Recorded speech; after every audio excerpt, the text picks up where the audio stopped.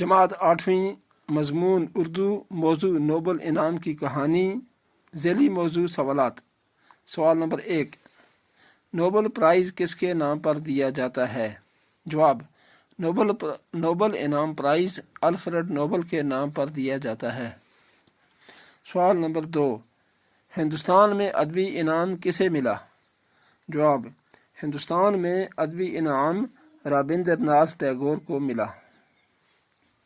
سوال number 3، Nobel انعامات پہلے کن کن موضوعات پر دیے جاتے تھے؟ جواب، نوبل انعامات امن، ادب، فزکس، ادبیات اور اقتصادیات کے موضوعات پر دیے جاتے تھے۔ سوال نمبر 4، الفریڈ نوبل نے کون سا ایسا کام کیا جس سے اس نے غیر معمولی دولت حاصل کی؟ جواب، الفریڈ نے نائٹرو گلیسرین کی ملاوٹ سے 1867 میں ڈائنامائٹ ایجاد کیا۔